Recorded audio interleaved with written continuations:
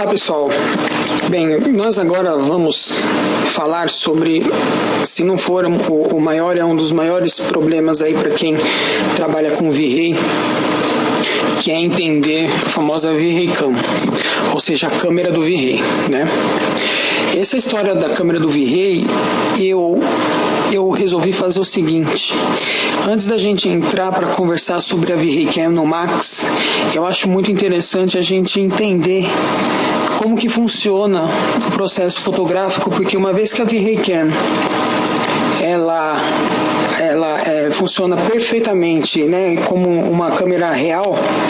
Se vocês não entenderem os fundamentos de uma câmera real, vocês não vão conseguir nunca setar a V-Ray Cam de forma que te contribui para que a sua imagem fique realmente o mais realista possível. Se tem uma das situações que são necessárias para que você consiga uma renderização fotorrealista, uma delas é a câmera, tá?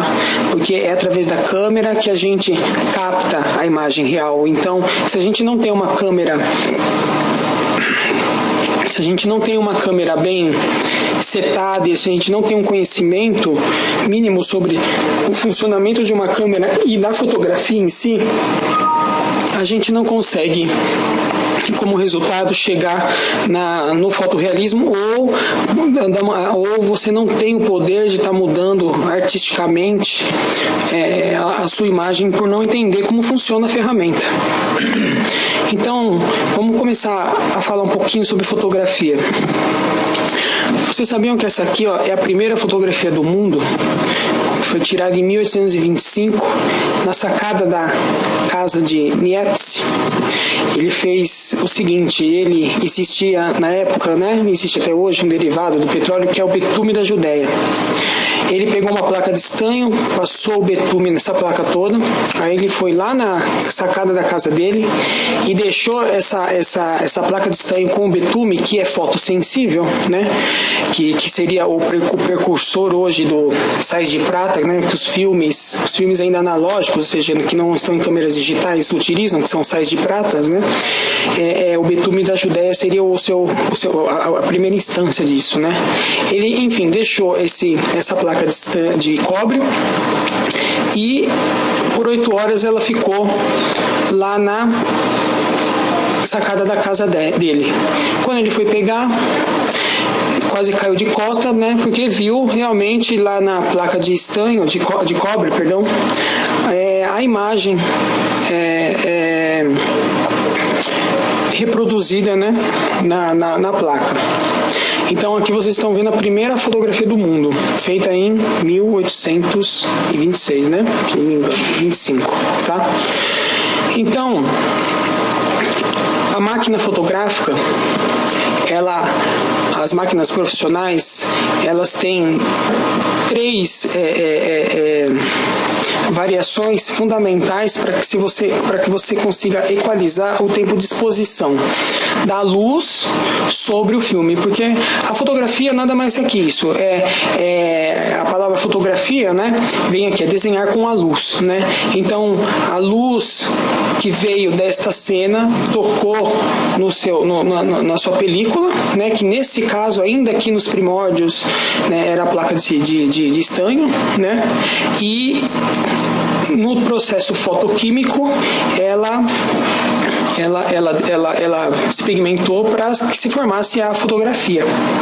Então, a máquina fotográfica, ela trabalha com 3 elementos pilares, vamos dizer assim, e o qual o V-Ray também, a V-Ray Cam vai trabalhar. Então, tudo que nós estamos falando aqui de máquina fotográfica, a V-Ray Cam também vai ter esses pormenores, essas setagens para ser feitas, tá? Podemos então dizer que existem 3 pilares. Um dos pilares é a abertura da lente, tá? É o nosso diafragma. O diafragma, quando a gente tem aqui aqui a câmera, o diafragma é esse espaço aqui, ó, tá? o diafragma, ele é regulável, ou seja, ele pode ser bem pequenininho, como ele pode ser bem maior, o raio dele. Então, diretamente isso ligado à exposição, o que significa? Quanto maior é o meu diafragma, mais luz entra na minha lente e com isso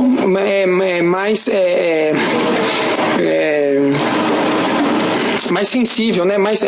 A luz ela sensibiliza o filme, certo? Então, quanto mais luz entra, mais sensível fica o filme. Se você realmente pegar então um filme e você jogar essa luz inteira por tempo determinado, quando você for revelar, o seu filme vai sair branco, certo? Por quê? Porque saturou todos os sais de prata do seu filme, tá? Então, a abertura do diafragma é um dos 3 pilares controladores da exposição de luz.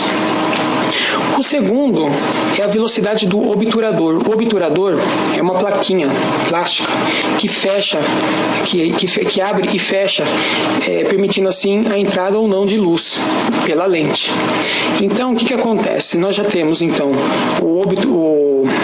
o diafragma, que ele pode ser bem pequenininho e você pode deixar ele bem maior, e isso controla diretamente a quantidade de luz que entra na sua máquina.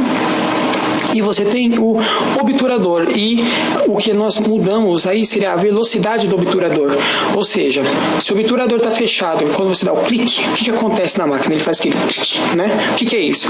É o obturador abrindo e fechando.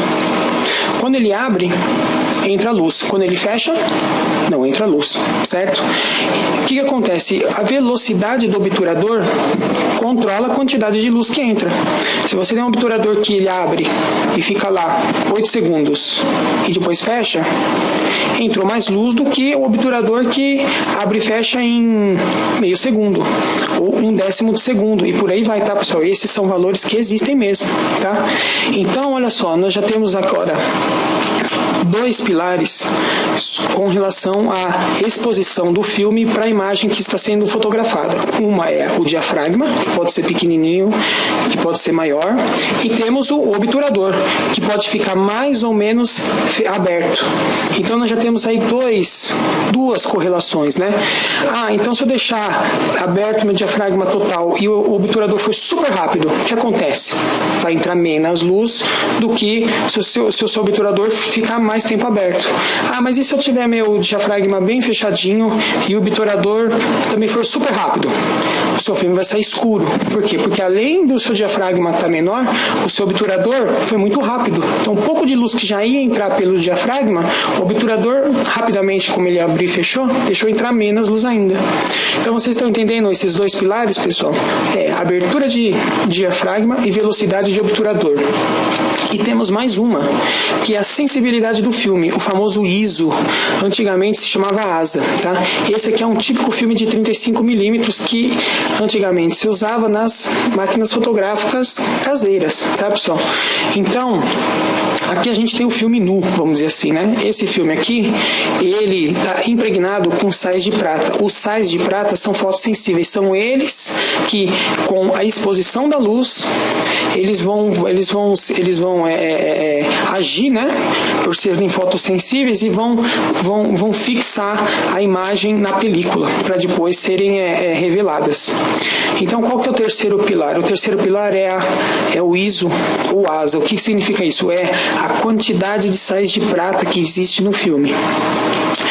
Se vocês já viram assim, a ISO 100 ou ASA 100 para ambientes abertos, é isso mesmo, porque a ASA 100 é um valor para você tirar com dia ensolarado ao ar livre, tá? A quantidade de sais de prata que tem ali serve justamente para essa finalidade. Mas e se eu estou num lugar à noite e eu só tenho as luzes artificiais da minha casa, e eu estou numa cena interna, né? Estou dentro da minha casa com a lâmpada ligada lá. Eu uso um ASA 100, um ASA 100 já fica difícil, o ISO 100, você já teria que usar um ISO 400, por exemplo, né? Por quê? Porque quanto maior a quantidade de sais de prata, mais sensível é o seu filme, certo? Então, para lugares onde existem pouca luminosidade, você precisa ter um filme com um ISO maior. O único porém disso é que, como tem muita quantidade de sais de prata no mesmo espaço, né? comparado ao ASA 100, quando você revela, você vê que a imagem sua fica toda granulada. Por quê? Porque tem muitos sais de prata, tá? Então, pessoal, uma fotografia, ela é composta por esses 3 pilares: a velocidade do obturador, a abertura do diafragma e o seu ISO do filme, ok? Vendo isso aqui, ó, a gente pode ver isso aqui já começando a falar um pouco da VRayCam, né? Então, olha só. Aqui estão os 3 pilares, tá? Que eu estou dizendo aqui para a gente concentrar no VRayCam, mas são os 3 pilares que eu falei para vocês. Velocidade do obturador, que na vida real vai de 8 segundos, que é o mais lento, até 1% de segundo, tá? No V-Ray, você coloca assim, ó, se você quer 1 por 500, você põe 500. Se você quer 1 segundo, você põe 1. Se você quer 2 segundos em série e meia, etc. Isso a gente vai ver depois lá, porque a gente vai fazer essa cena, tá? A abertura do diafragma é f-stops, tá? Nós temos desde 1/4 com mais luz até 22 com menos luz. Ou seja, muito rápido, né? A abertura, e aqui a abertura e fechamento do diafragma é mais lento. E o ISO ou film speed, que nós temos lá, que é a sensibilidade do filme, dada a quantidade de sais de prata existente. 25 é o valor comercial que existe menos, e até 800. Eu sei que tem até 1000, porque eu já cheguei a usar até 1000, tá? Que ele é mais sensível, mas pela quantidade de sais de prata que nós temos, granula mais, tá? Bem, essa foi uma aula, vamos dizer, teórica aí, né, sobre fotografia. O que eu posso dizer para vocês mais sobre fotografia, pessoal, que eu acho interessante, é o seguinte. A gente está falando aqui até agora sobre as partes técnicas da fotografia, tá? Seria muito interessante, mesmo aqui na Wikipédia, vocês darem uma lida e ver que fotografia, o ato de fotografar, não se resume simplesmente em saber setar a exposição num filme, tá? A sensibilidade da pessoa no que ela vai fotografar é primordial hoje, tá, pessoal? Seja no meio artístico, seja realmente no meio de venda. Por exemplo, eu vou ser muito honesto. Por exemplo, você vai fazer um render de um apartamento que você vai vender lá para a construtora. Você não vai fazer umas fotos totalmente duras, umas fotos totalmente técnicas. Hoje em dia, uma pessoa que sabe vender seu peixe e for vender através de imagens em 3D, sabe que você precisa observar a cena e dali da cena você fotografar o lugar onde realmente mais emociona ou mais significa para a foto, né? Onde mais valoriza. Então, é importante vocês já começarem a trabalhar não só o lado técnico, mas o lado artístico, o lado fotográfico da coisa, o lado mais orgânico, tá? Isso se faz como? Isso se faz com referência visual, entra no Google, fotografia, tá? Estudem um pouco de fotografia, porque pode ter certeza, pessoal, se vocês pegam uma pessoa que faz um 3D igualzinho o seu, mas essa pessoa tem esse lado de design, lado de fotografia, ele consegue posicionar ou buscar elementos que tem na sua cena que, como consequência, vai deixar ela muito mais interessante e vendável para quem tem uma construtora ou para quem está vendendo um design de interiores do que aquele que não tem. Então fica dado uma dica aí, tá? Além do que vocês vão aprender na parte técnica, comecem a procurar estudar um pouco de fotografia para que vocês possam tirar o máximo proveito possível da sua cena 3D, ok? Próxima aula já vamos direto para o Max para a gente setar a nossa cenazinha com o VRayCam, ok? Até mais, fui!